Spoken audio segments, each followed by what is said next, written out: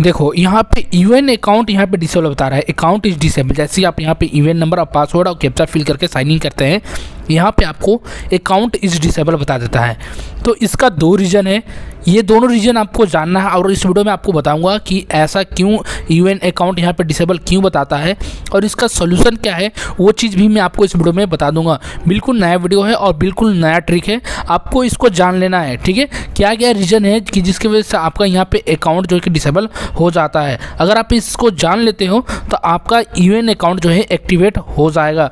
But याद रखना, जो दूसरा रीज़न है, अगर उस रीज़न से आपका अकाउंट यहाँ पर डिसेबल हुआ है तो इसके लिए आपको बहुत सारे प्रॉब्लम हो सकती है, क्योंकि इसका सोल्यूशन नहीं है। आप ऑनलाइन सोल्यूशन इसका नहीं कर पाएंगे।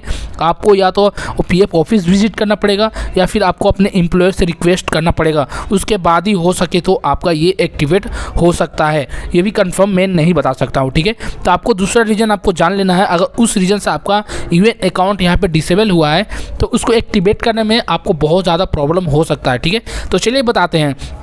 सबसे फर्स्ट रीज़न ये है कि जैसे कि बहुत दिनों तक आपका पैसे नहीं कट रहा, ठीक है, पीएफ कट नहीं रहा है, 2 साल हो गए, 3 साल हो गए, इतने दिनों से आपका पीएफ में पैसे नहीं कट रहा है, ठीक है।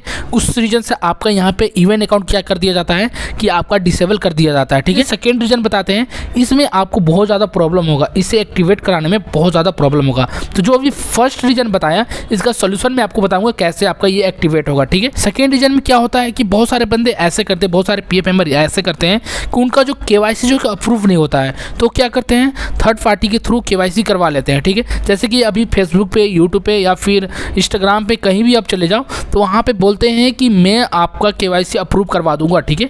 कैसे करवाऊंगा, वो थर्ड पार्टी के थ्रू केवाईसी अप्रूव करवाते हैं, आपसे कुछ पैसे भी लेते हैं और आपका थर्ड पार्टी के थ्रू आपका केवाईसी अप्रूव हो जाता है। देन उसके बाद आपका क्या होता है कि यूएन अकाउंट कुछ टाइम बाद आपका डिसेबल हो जाता है। तो आपको ये चीज़ ध्यान देना है कि अगर आपका एम्प्लॉयर केवाईसी नहीं करना है, रिजेक्ट कर दे रहा है, तो आपका कोई रीज़न है, उसको आप सुधारो और उसके बाद जीनियन तरीका से आप यहाँ पे केवाईसी अप्रूव करो, ठीक है, ना कि थर्ड पार्टी के थ्रू। अगर आप थर्ड पार्टी के थ्रू अगर आप केवाईसी अप्रूव करवाते हैं तो आपका यहाँ पे यूएन अकाउंट डिसेबल हो जाएगा।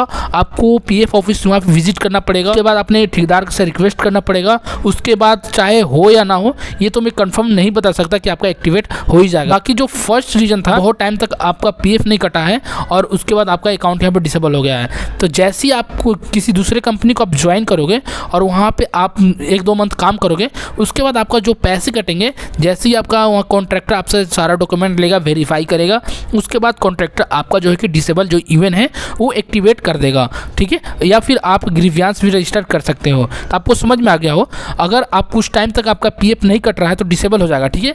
उसके लिए टेंशन आपको नहीं है, जब भी आप जॉब ज्वाइन करोगे आपका यहाँ पे यूएन अकाउंट एक्टिवेट हो जाएगा। बट अगर आप थर्ड पार्टी से केवाईसी करवाए हो तो उसका कोई गारंटी नहीं है कि आपका एक्टिवेट होगा। उम्मीद करता हूँ आपको समझ में आ गया हो।